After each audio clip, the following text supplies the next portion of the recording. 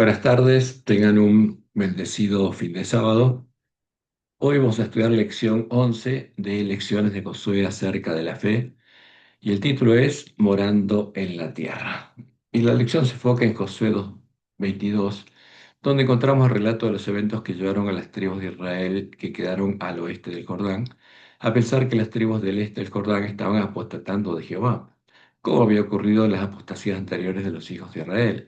Pero eso no había ocurrido. Y vamos a ver el relato bíblico y vamos a enfocarnos justamente en este tema. Y empezamos con Josué 22:1. Entonces Josué llamó a los rubenitas, a los gaditas y a la media tribu de Manasés y les dijo: Vosotros habéis guardado todo lo que Moisés, siervo de Jehová, os mandó, y habéis obedecido a mi voz en todo lo que os he mandado. No habéis dejado a vuestros hermanos en este largo tiempo hasta el día de hoy, sino que habéis cuidado de guardar los mandamientos de Jehová vuestro Dios. Ahora pues, que Jehová vuestro Dios ha dado reposo a vuestros hermanos, como lo había prometido, volved, regresad a vuestras tiendas, a la tierra de vuestras posesiones, que Moisés, siervo de Jehová, os dio al otro lado del Jordán. Y agrega solamente que con diligencia cuidéis de cumplir el mandamiento y la ley que Moisés, siervo de Jehová, os ordenó, que améis a Jehová vuestro Dios y andéis en todos sus caminos, que guardéis sus mandamientos y le sigáis a él y le sirváis de todo vuestro corazón y de toda vuestra alma. Y bendiciéndolos, Josué los despidió y se fueron a sus tiendas. También a la media tribu de Manasés había dado Moisés posesión en Basán, mas a la otra mitad dio Josué heredad entre sus hermanos a este lado de Jordán, al occidente. Y también a estos envió Josué a sus tiendas después de haberlos bendecido. Y les habló diciendo: Volved a vuestras tiendas con grandes riquezas, con mucho ganado, con plata, con oro y bronce, y muchos vestidos. Compartid con vuestros hermanos el botín de vuestros enemigos. Así los hijos de Rubén y los hijos de Gad y la media tribu de Manasés se volvieron, separándose los hijos de Israel desde Silo, que está en la tierra de Canaán, para ir a la tierra de Galaad, a la tierra de sus posesiones, de la cual se habían posesionado conforme al mandato de Jehová por conducto de Moisés. Y llegando a los límites del Jordán, que está en la tierra de Canaán, los hijos de Rubén y los hijos de Gad y la media tribu de Manasés edificaron allí un altar junto al Jordán, un altar de grande apariencia. ¿Mm? Y aquí empieza el malentendido, porque ellos ya no debían edificar altares, sino debían ir a ofrecer sus ofrendas al lugar que Jehová había designado, como Dios lo había anunciado por medio de Moisés. Y leemos en Deuteronomio 12:1 al 14. Estos son los estatutos y decretos que cuidaréis de poner por obra en la tierra que Jehová, el Dios de tus padres, te ha dado para que tomes posesión de ella, todos los días que vosotros viviereis sobre la tierra. Y la primera instrucción es: destruiréis enteramente todos los lugares donde las naciones que vosotros heredaréis sirvieron a sus dioses, sobre los montes altos, sobre los collados y debajo de todo árbol frondoso. Derribaréis sus altares y quebraréis sus estatuas y sus imágenes de acera consumiréis con fuego y destruiréis las esculturas de sus dioses y raeréis su nombre de aquel lugar. ¿Qué tenían que hacer? Raer el nombre de sus dioses, el nombre de los dioses de la Gran Babilonia. No haréis así a Jehová vuestro Dios, sino que el lugar que Jehová vuestro Dios escogiere de entre todas vuestras tribus, para poner allí su nombre para su habitación, ese buscaréis y allá iréis. Y allí llevaréis vuestros holocaustos, vuestros sacrificios, vuestros diezmos y la ofrenda elevada de vuestras manos, vuestros votos, vuestras ofrendas voluntarias y las primicias de vuestras vacas y vuestras ovejas. Y comeréis allí delante de Jehová vuestro Dios, y os alegraréis vosotros y vuestras familias en toda obra de vuestras manos, en la cual Jehová tu Dios te hubiere bendecido. Y sigue siendo Moisés: no haréis como todo lo que hacemos nosotros aquí ahora, cada uno lo que bien le parece, porque hasta ahora no habéis entrado al reposo y a la heredad que os da Jehová vuestro Dios. Mas pasaréis el Jordán y habitaréis en la tierra que Jehová vuestro Dios os hace heredar, y él os dará reposo de todos vuestros enemigos y habitaréis seguros. Y al lugar que Jehová vuestro Dios escogiere para poner allí su nombre, allí llevaréis todas las cosas que yo os he mandado: vuestros holocaustos, vuestros sacrificios, vuestros diezmos, las ofrendas elevadas de vuestras manos y todo lo escogido de los votos que hubierais prometido a Jehová. Y os alegraréis delante de Jehová vuestro Dios, vosotros, vuestros hijos, vuestras hijas, vuestros siervos y vuestras siervas, y el levita que habita en vuestras poblaciones, por cuanto no tiene parte ni heredad con vosotros. Y agrega Moisés, cuídate de no ofrecer tus holocaustos en cualquier lugar que vienes, porque ya no tendrían que edificar altares, tendrían que ir al lugar donde Dios hubiera establecido su templo. Cuídate de no ofrecer tus holocaustos en cualquier lugar que vienes, sino que en el lugar que Jehová escogiere, en una de tus tribus, allí ofrecerás tus holocaustos, y allí harás todo lo que yo te mando. Y la instrucción era clara, no tenía que edificar más altares. Y en ese tiempo el lugar elegido por Jehová era Silo, donde estaba el tabernáculo. Por esa causa los otros israelitas pensaron que sus hermanos estaban violando la ley de Moisés. Y leo Josué 22:11. Y los hijos de Israel oyeron decir que los hijos de Rubén y los hijos de Gad y la media tribu de Manasés habían edificado un altar frente a la tierra de Canaán, en los límites de Jordán, del lado de los hijos de Israel. Cuando oyeron esto los hijos de Israel, se juntó toda la congregación de los hijos de Israel en Silo para subir a pelear contra ellos. Ahora, ¿qué pasaba? ¿Qué sucedía? Querían evitar que por culpa de la supuesta apostasía, Jehová se apartará de ellos, como había sucedido en las otras apostasías. Y enviaron una delegación a hablar con ellos, como leemos en Josué 22:13. Y enviaron los hijos de Israel, a los hijos de Rubén, a los hijos de Gad y a la media tribu de Manasés en la tierra de Galaad, a Fines, hijo del sacerdote Eleazar, y a 10 príncipes con él, un príncipe por cada casa paterna de todas las tribus de Israel, cada uno de los cuales era jefe de la casa de sus padres entre los millares de Israel, los cuales fueron a los hijos de Rubén y a los hijos de Gad y a la media tribu de Manasés en la tierra de Galaad, y les hablaron diciendo, les hablaron claramente. ¿Y qué les dijeron? Toda la congregación de Jehová dice así: ¿qué transgresión es esta con que prevaricáis contra el Dios de Israel para apartaros hoy de seguir a Jehová, edificándoos altar para ser rebeldes contra Jehová? Porque no tenían que edificarlo. ¿No ha sido bastante la maldad de peor, de la que no estamos aún limpios hasta este día, por lo cual vino la mortandad en la congregación de Jehová? Porque ¿qué pasó en peor? Los israelitas se empezaron a acostar con las mujeres amorreas y a adorar a sus dioses. Y murieron justamente por esa causa los que lo hicieron y no entraron a Canaán. Para que vosotros os apartéis hoy de seguir a Jehová. Vosotros os rebeláis hoy contra Jehová y mañana se irá él contra toda la congregación de Israel.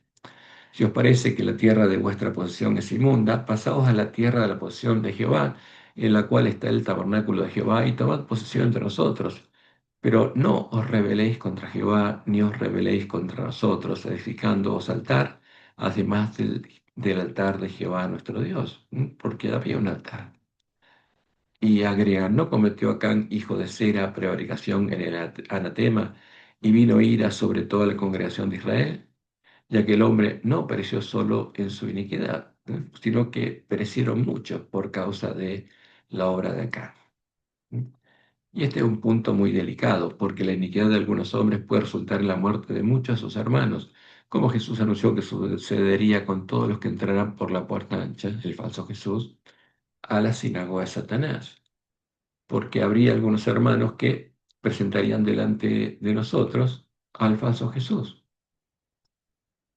¿Y qué contestaron los hijos de Rubén y Gad y la media tribu de Manasés? Entonces los hijos de Rubén y los hijos de Gad y la media tribu de Manasés respondieron y dijeron a los cabezas de los millares de Israel: Jehová, Dios de los dioses, Jehová, Dios de los dioses, Él sabe y hace saber a Israel si fue por rebelión o por prevaricación contra Jehová.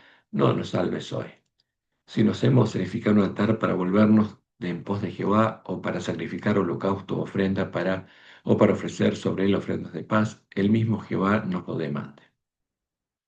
Y agregan, lo hicimos más bien por temor de que mañana vuestros hijos digan a nuestros hijos: ¿qué tenéis vosotros con Jehová, el Dios de Israel?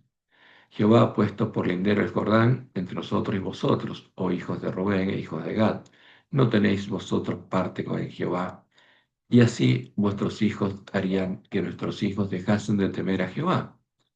Por esto dijimos, edifiquemos sobre un altar, no para holocausto ni para sacrificio, ¿eh? Y por eso no violaron la ley, sino para que sea un testimonio entre nosotros y vosotros, y entre los que vendrán después de nosotros, de que podemos hacer el servicio a Jehová delante de él con nuestros holocaustos, con nuestros sacrificios y con nuestras ofrendas de paz. Y no digan mañana vuestros hijos a los nuestros, vosotros no tenéis parte en Jehová. Nosotros pues dijimos, si aconteciere que tal digan a nosotros o a nuestras generaciones en lo porvenir, entonces responderemos. Mirad el símil del altar de Jehová, en el cual hicieron nuestros padres, no para holocaustos sacrificios, sino para que fuese testimonio entre nosotros y vosotros. Nunca tal acontezca que nos rebelemos contra Jehová, o que nos apartemos hoy de seguir a Jehová, edificando altar para holocaustos, para, para ofrenda o para sacrificio, además del altar de Jehová, nuestro Dios, que está delante de su tabernáculo, dijeron.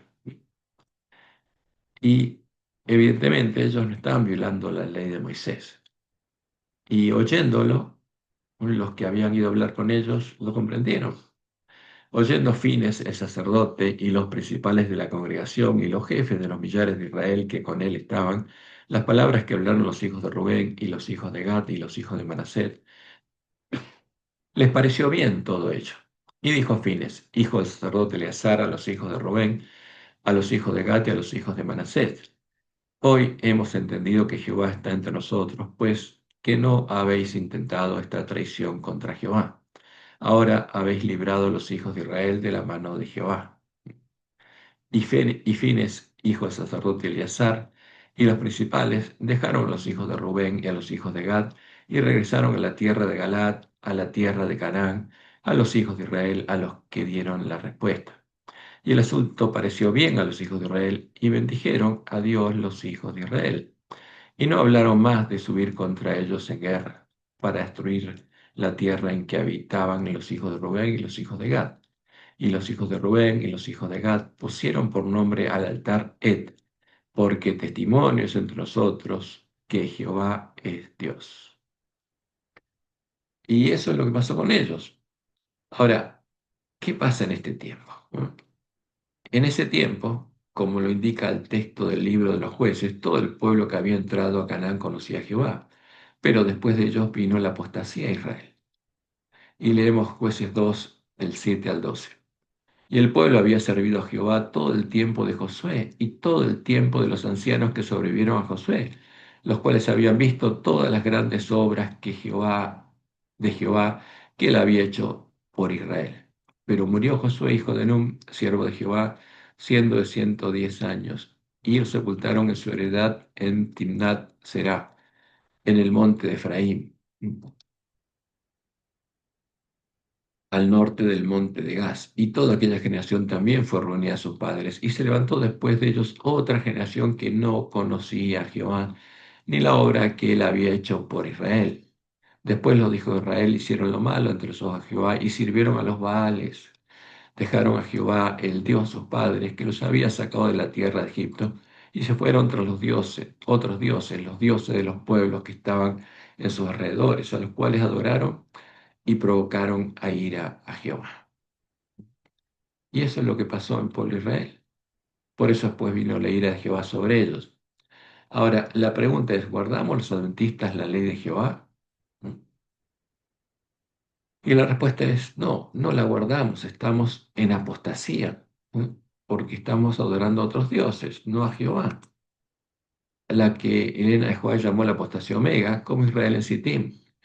Y como pueblo estamos violando las leyes y ordenanzas que Jehová dio para todo su pueblo, para todo Israel, y estamos adorando a los Baales, a los dioses de la mujer Jezabel. Esa es la causa por la cual Jehová debería enviarnos a el profeta Elías. Y leemos en Malaquías 4, 4 al 6.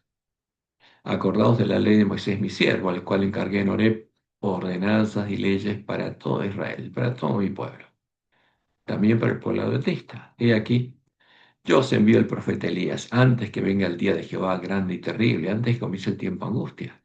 Él hará volver el corazón de los padres hacia los hijos, el corazón de los hijos hacia los padres, no sea que yo venga y hiera la tierra con maldición. Porque si Dios no nos enviara el profeta Elías, no llegaría a tener en el pueblo antista una cosecha de trigo, pero la va a tener. Y como dice Elena de White, en Testimonios para los Ministros, página 475, la profecía debe cumplirse, o sea, como pueblo deberíamos estar en la misma condición que el pueblo de Israel cuando Jehová le envió al profeta Elías. ¿Qué pasaba en medio de Israel? El, el dirigente de Israel, que acá se había casado con la hija del rey de Tiro y Sidón, con Jezabel, y ella había puesto profetas de Baal en medio del pueblo de Dios y lo estaba haciendo adorar a Baal. Y ellos creían que adoraban al Dios verdadero, hasta que Dios les mostró que no era así por medio de Elías. Y agrega Elena, el Señor dice, aquí yo os envío el profeta Elías antes que venga el día de Jehová grande y terrible. Y agrega, alguien debe venir con el espíritu y el poder de Elías. ¿Por qué? Porque tiene que hacer la misma obra que Elías. ¿Y qué dijo Elías al pueblo de Israel? Primera Reyes 18:21. Y acercándose Elías a todo el pueblo, dijo, ¿hasta cuándo claudicaréis vosotros entre dos pensamientos? Si Jehová es Dios, seguidle, y si Baal, si los Baales, los dioses de la mujer Jezabel, id en pos de él. ¿Mm? Ahora, ¿a quién adora la mujer Jezabel? Adora a Baal, es sacerdotisa de Baal. Y aquí tenemos las imágenes de la bandera negra de los paganos, la que Dios le mostró en el Juárez. No está el sol, la luna y las estrellas, que son los dioses del sol y la luna, los engendrados de la esencia, de la sustancia del Dios Padre que los engendra. Al que primero los babilonios llamaron Tamuz, después los egipcios Oro, los medopersas Mitra, después los griegos Apolo, y finalmente los romanos llamaron Cristo. Y esa es la imagen que Satanás le mostró a Constantino. Y le dijo, con este signo vencerás. ¿Por qué? Porque le mostró el sol con una cruz. Y el sol es Baal. Y la cruz indica que es un hijo del sol. Porque la cruz es un símbolo pagano muy importante para todos los paganos. Es un símbolo de dioses hijos. ¿Mm? Y este es el símbolo de Baal hijo, el Cristo babilónico. Y los apóstatas que hicieron la obra de Balaam para recibir la recompensa de Constantino, empezaron a llamar Cristo a la imagen del sol con la cruz, a Baal hijo, a una de las imágenes de las banderas negras paganos, y en el credo de Nicea disfrazaron a las tres hipóstasis del sol, ¿eh? A Baal Padre, a Baal Hijo y Baal Espíritu Santo, de el Dios de Roma, el Dios de la Trinidad. Y ese es el Dios que está en medio del pueblo adventista ahora. El mismo Dios al que adora Jezabel. Y leemos en el libro de la Trinidad, en la introducción de, que se hace en el libro de la Asociación Casa Editora Sudamericana, páginas 10 y 11, en consideración a nuestros amigos católicos romanos, pareciera apropiado que seamos capaces de afirmar con ellos lo esencial de sus convicciones trinitarias. ¿Y a quién adoran? A un ídolo. Adoran a la imagen de la bestia, adoran al dragón y a los demonios. Y si adoramos al mismo Dios que ellos, ¿quiénes adoramos nosotros? A Satanás y los demonios. Y agrega, por eso nuestros creyentes adventistas deberían ser más capaces de encontrar un terreno común con ellos. Y ese terreno común es la arena de la que habla Jesús, sobre la que construirían sus casas los hombres insensatos. Porque el hombre prudente le fijaría sobre Jehová, sobre la roca, cuando escuchara el mensaje de Elías. Y el nombre del Dios oficial de Polantista es la Trinidad, la abominación celadora de la que habló el profeta Daniel, el Dios de la mujer Isabel, violando todos los mandamientos y ordenanzas de Jehová a su pueblo. Por ejemplo, Éxodo 23:13, donde Jehová nos dice, y todo lo que os he dicho, guardadlo, y nombre de otros dioses, de los Baales, los dioses de la mujer Isabel, no mentaréis ni se oirá de vuestra boca. Ahora, ¿cómo se llama la creencia fundamental número 2? La Trinidad, el Dios de Jezabel, el Dios de Babilonia. Y ahora vamos a ver por qué. Y justamente como leímos recién en Deuteronomio 12, que dijo Jehová, que no podemos adorar las imágenes de los dioses de Babilonia. sino que tenemos que adorar solamente a Jehová. Dice, y traeréis su nombre a aquel lugar, el nombre de los dioses de la Gran Babilonia. Pero ¿a quién está adorando el pueblo adventista? Al dios de Jezabel. Y la pregunta es, ¿puede bendecir Jehová al pueblo adventista si adora e invoca los nombres de los dioses de la mujer Jezabel, el nombre de los Baales, las hipostasis del sol? Y la respuesta es no.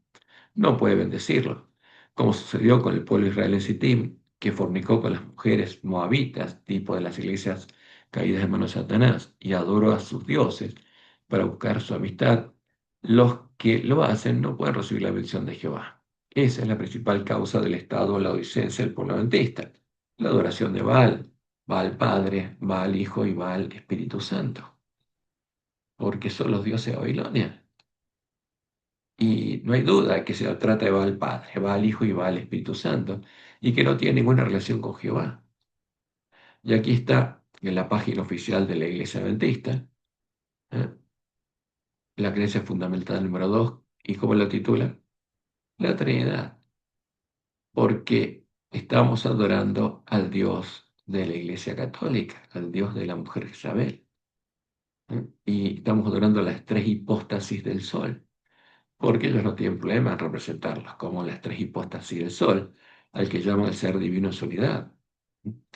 Y como Dios lo anunció, y está en Conflicto de los Siglos, página 666, conforme vaya acercándose la tempestad, muchos que profesaron creer el mensaje del tercer ángel, que justamente es el mensaje para llamar al pueblo de Dios a salir de Babilonia, pero que no fueron santificados por la obediencia a la verdad, abandonarán su fe e irán a engrosar las filas de la oposición, uniéndose con el mundo, con Babilonia y participando de su espíritu, haciendo su habitación de demonios, llegará a ver las cosas casi bajo el mismo aspecto. Hombres de talento y elocuencia, que se gozaron un día en la verdad, emplearán sus facultades para seducir y descarriar almas.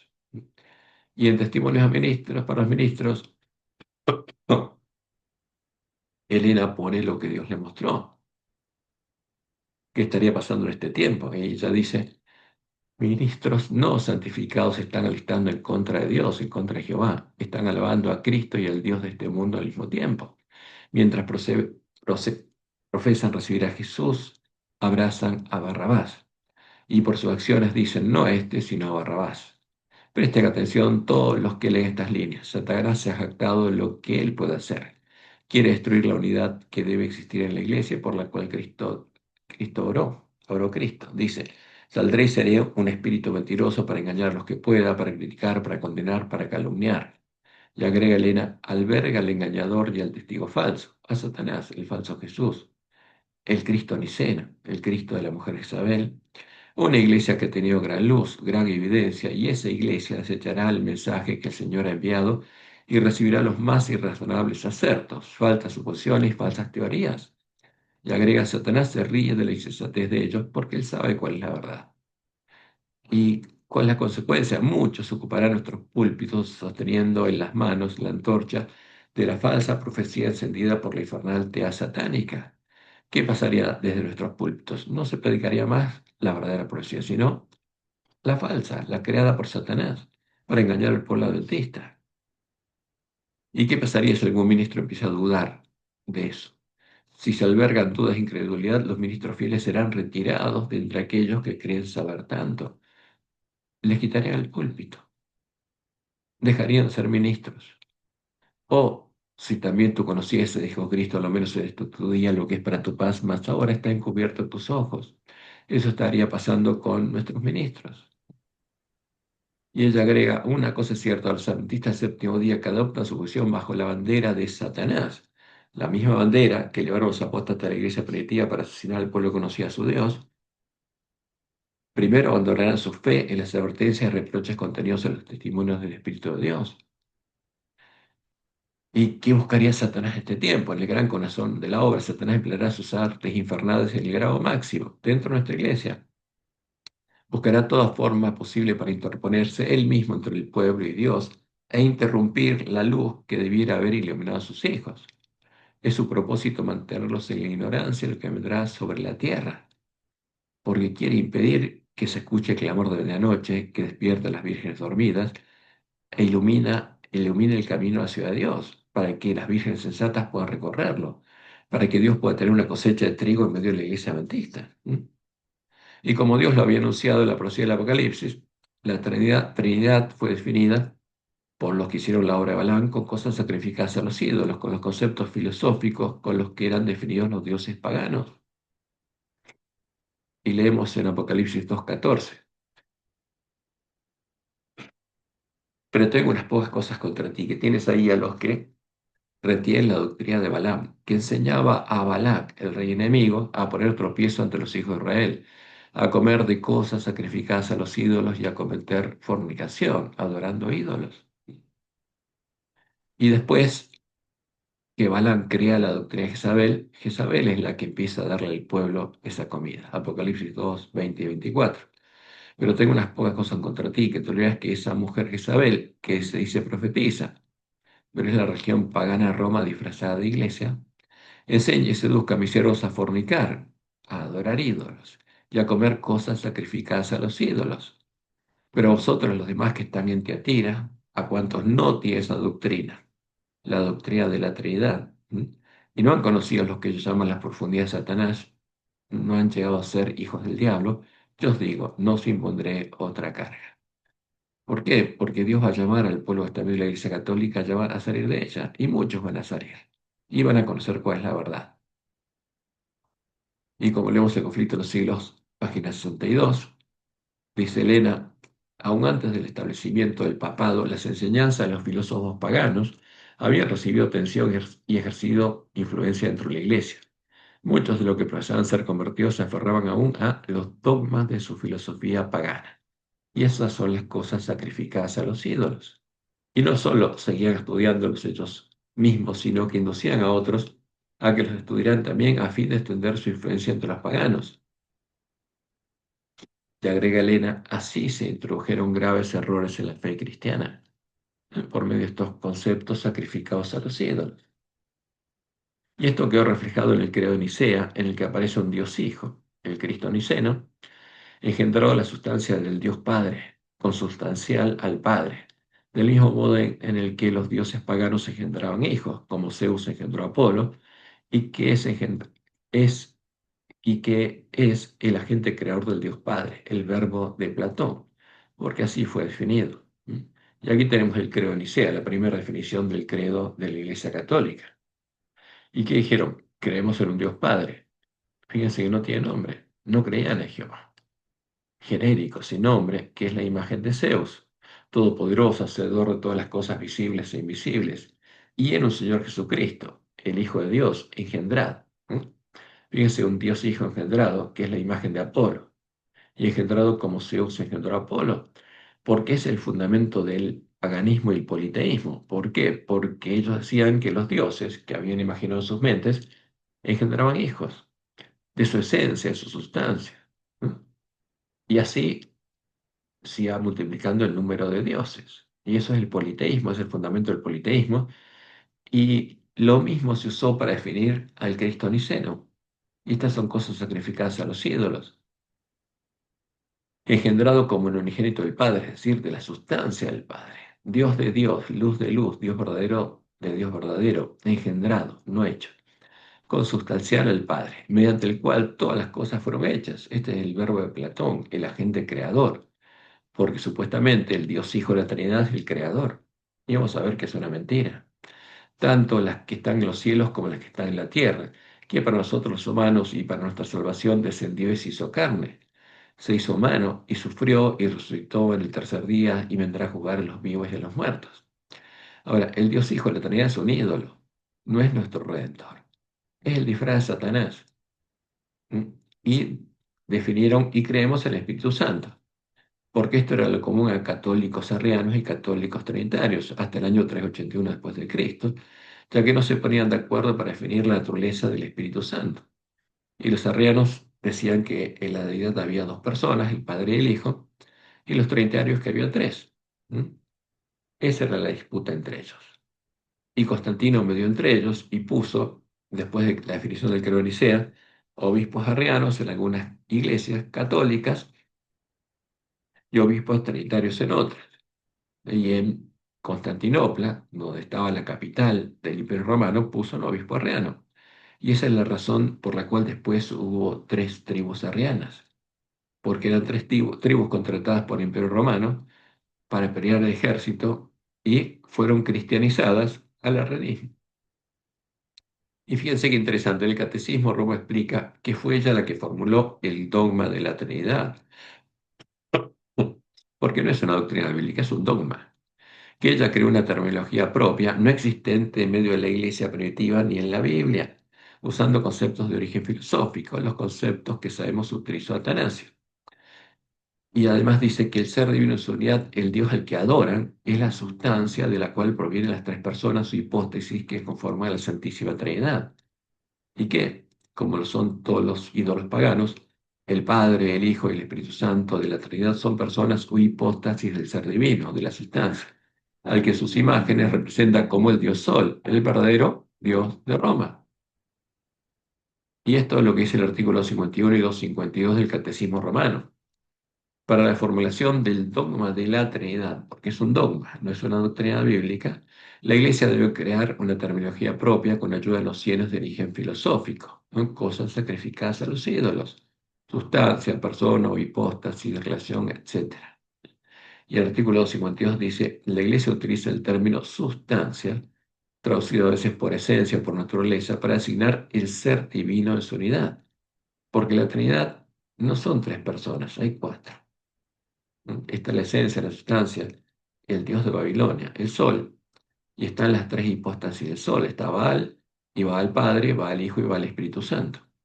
Y lo interesante es que lo mismo reconocen nuestros teólogos en el libro de la Trinidad, donde dice lo siguiente.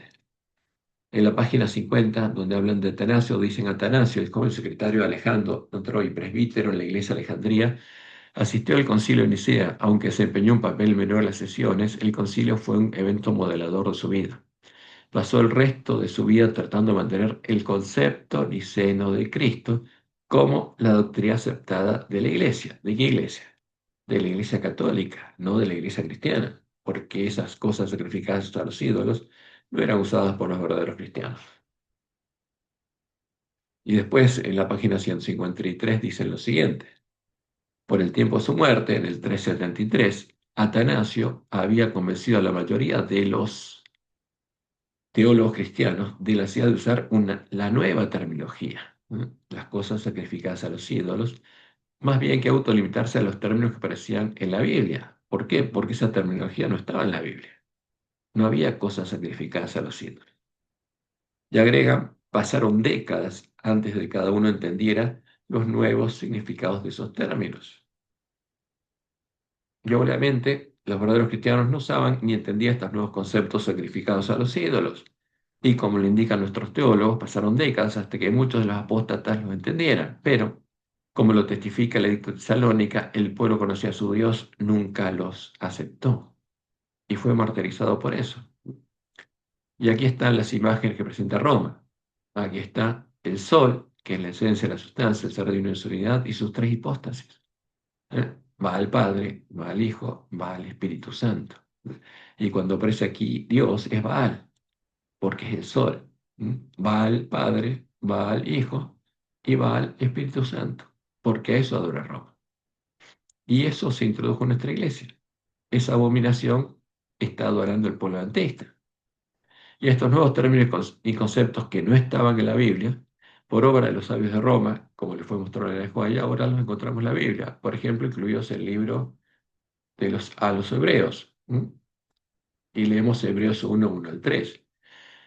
Dios, habiendo hablado muchas veces y por muchas maneras en otro tiempo a los padres por los profetas, en estos posteriores días nos ha hablado por el Hijo, a quien constituyó heredero de todo y por quien asimismo hizo el universo, creó Nicea, el Dios Hijo de la gente creador, el cual, siendo resplandor de su gloria y la imagen misma de su sustancia, una hipóstasis del sol, y quien sustenta todas las cosas por la palabra de su poder, habiendo efectuado la purificación de nuestros pecados por medio de sí mismo, se sentó a la diestra de la majestad de las alturas.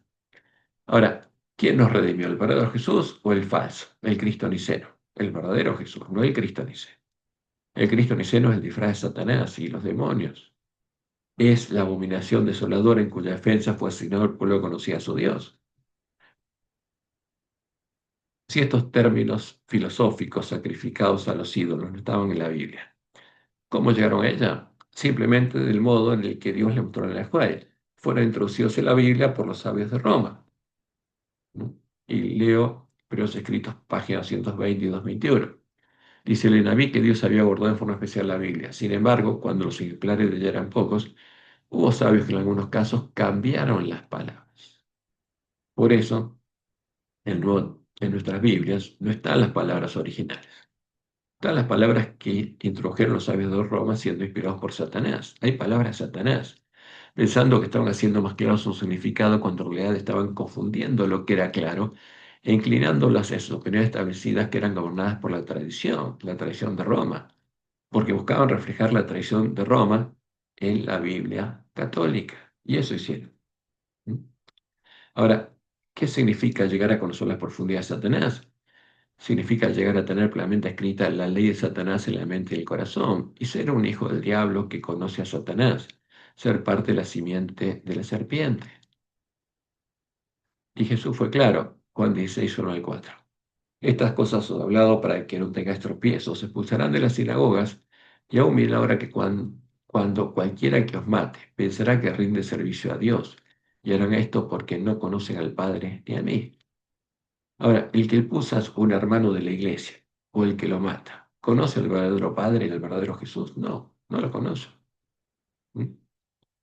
Y como dice Juan, en primera Juan, en esto se manifiestan los hijos de Dios y los hijos del diablo. Todo aquel que no hace justicia y que no ama a su hermano no es hijo de Dios, porque este es el mensaje que habéis oído desde el principio, que nos amemos unos a otros, no como Caín, que era hijo de quién, del maligno, y mató a su hermano. ¿Y por qué causa le mató? Porque sus obras eran malas y las de su hermano justas. Y fíjense que, como Jesús lo había anunciado, eso se vio, es lo que se vio en los apóstatas de la iglesia primitiva cuando buscaron el poder de la bestia romana para asesinar al pueblo que conocía a Jehová y no adoraban la imagen de la bestia, la abominación asoladora, la Trinidad. Y lograron que en el año 380 después de Cristo la bestia romana emitiera el edicto de Tesalónica. ¿Y qué hacía el edicto de Tesalónica? Lo mismo que va a hacer la bestia que suba de la tierra, que está definido en Apocalipsis 13. Va a obligar a adorar a la bestia y a su imagen, a su ídolo, al dios de la bestia. ¿Y qué dijo la bestia romana? Queremos que todos los pueblos profesen la religión. O sea, eliminó la libertad religiosa y obligó a adorar a un ídolo. ¿Qué religión? La que profesa el pontífice de Damaso, el obispo de Alejandría. Y la definen así. Creemos en la divinidad única del Padre y el Espíritu Santo bajo el concepto de igual majestad y de la piadosa Trinidad. Esta es la imagen a la que adoraba la bestia y obligaba a adorar. Ordenamos que tengan nombre de cristianos católicos, la marca que ponía la bestia romana, los que adoraban a la imagen de la bestia, a la Trinidad, quienes sigan esta norma, mientras que los demás los juzgamos dementes y locos, o sea, perdían sus derechos civiles y no podían comprar ni vender. Porque este es el tipo de la ley dominical activa que va a ser aplicada a Estados Unidos y en todos los países de la Tierra, sobre los que pesará la infamia de la herejía. O sea, el que no adoraba la Trinidad lo declaraban herejes. Y agrega, sus lugares de reunión no recibirán el nombre de iglesias. Por eso a la iglesia adventista no la reconocían como iglesia hasta que en 1980 estableció un credo donde puso la Trinidad y será objeto primero de la venganza divina y después serán castigados. O sea, serán asesinados en defensa de la imagen de la bestia, de la abominación desoladora, de la Trinidad, por nuestra propia iniciativa que adoptaremos siguiendo la voluntad celestial, la voluntad de Satanás. Porque es que es la doctrina de la Trinidad, es la doctrina de Jezabel y es la imagen de la bestia, ¿no? Es la semilla de la cizaña de la cual nacen los hijos del diablo. Y como Dios la había anunciado, esa semilla se sembró en nuestra iglesia. Y como dice en Juan, en Primeros Escritos, página 211, Satanás se regocijaba por la caída de tantos y entonces incitó a la iglesia caída, a Roma, a obligar a quienes querían conservar la pureza de la religión a que cediesen a sus ceremonias el culto de las imágenes definidas en la Trinidad, o recibiesen la muerte. Los fuegos de la persecución se dieron nuevamente contra la verdadera iglesia de Cristo, la iglesia del desierto, y millones fueron muertos sin misericordia, por negarse a adorar la abominación desoladora, la Trinidad. ¿Y quién los asesinaron? Los que habían llegado a conocer las profundidades de Satanás, porque tenían la doctrina de Jezabel. La semilla de las cizañas había sido sembrada en sus corazones, y llegaron a conocer las profundidades de Satanás, se convirtieron en hijos del diablo y en asesinos de sus hermanos. Y eso es lo que va a pasar con todos los adventistas que, después de oír el clamor de medianoche, el mensaje de Elías, y ver iluminado el camino hacia Dios, sigan adorando a la imagen de la bestia y se conviertan en siervos malos. Por eso Jesús fue claro. ¿Quién es pues el siervo fiel y prudente al cual puso el Señor sobre su casa, sobre las vírgenes dormidas, para que las despierte y les dé el alimento a tiempo? ¿No? Que tienen que presentar la verdad echada por tierra, como Dios les mostró en el Juárez. Tienen que iluminar el camino hacia Dios. ¿Cuál es el verdadero evangelio? El evangelio del reino de Dios. Y agrega Jesús, bienaventurado aquel siervo al cual, cuando el Señor venga, como ladrón en la noche, para llevarlo con él a la batalla, le haya haciendo así. De cierto os digo que sobre todos sus bienes le pondrá. Pero si aquel siervo malo dijera en su corazón, mi señor tarda en venir, y comenzara a golpear a sus consiervos para impedirles darle alimento a tiempo a sus hermanos, y aún a comer y a beber con los borrachos, ¿de qué mesa? De la mesa de Jezabel, albergando a Satanás, el engañador y el testigo falso, y llegando a conocer las profundidades de Satanás. Vendrá el Señor de aquel siervo un día que éste no espera y a la hora que no sabe y lo castigará duramente y pondrá su parte con los hipócritas, con los falsos. Allí será el lloro y el crujir de dientes. Y como Dios le mostró a Elena de Huay, está en Primeros Escritos, página 37, los 144.000 triunfaron, porque Dios va a tener una cosecha de trigo en la iglesia adventista. Y los 144.000 que triunfan son las vírgenes sensatas que arreglan sus lámparas y recorren el camino angosto y llegan a la ciudad de Dios y entran con la esposa a las bodas. Sus rostros quedaron iluminados por la gloria de Dios, porque tenían el nombre de Dios escrito en la frente. Entonces se mostró una hueste que aullaba de agonía. Sobre su vestidura estaba escrito en grandes caracteres: pesado sido en balance y fuiste hallado falto. ¿Como quién? Como Belsasar en Babilonia.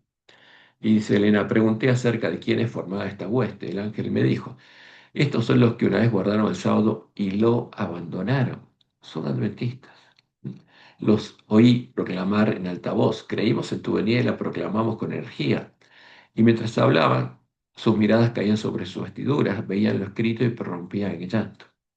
Y dice Elena, vi que habían bebido de las aguas profundas, las aguas del abismo, y habían conocido las profundidades de Satanás. Y hollado el residuo, a los sellados lo habían pisoteado, con los pies, como lo hizo Roma con el pueblo que conocía a su Dios. Y al hacer eso habían pisoteado el sábado, porque el sábado es un símbolo del reino de Dios, y ellos eran el reino de Dios, y que por esto habían sido pesados en la balanza y hallados faltos. ¿Mm? Y es triste, pero va a pasar. Ahora, ¿se tiene que cumplir la palabra profética más segura? Sí, hasta la última J y tilde. ¿Mm? ¿Y qué tenemos que hacer nosotros? Oír y creer la palabra de Dios. Y como dice Jesús, buscar la puerta estrecha hasta encontrarlo y no entrar por la puerta ancha. No entrar por la puerta ancha que está puesta delante de nosotros, que es el Jesús de la Trinidad, que es la abominación desoladora de la que habló el profeta Daniel. Sino que tenemos que buscar al Santo, al verdadero Jesús, y entrar por esa puerta estrecha al templo de Jehová y ser hechos columnas en el templo de Jehová. Y que Dios nos transforme en imagen de Jesús para reflejar claramente la imagen de Jesús y tener el nombre de Dios escrito en la frente. A eso nos llamó Dios. Esa es la esperanza a la que fuimos llamados. Que Jehová te bendiga y te guarde y te guíe a toda verdad y que tengas un bendecido fin de sábado y una bendecida semana.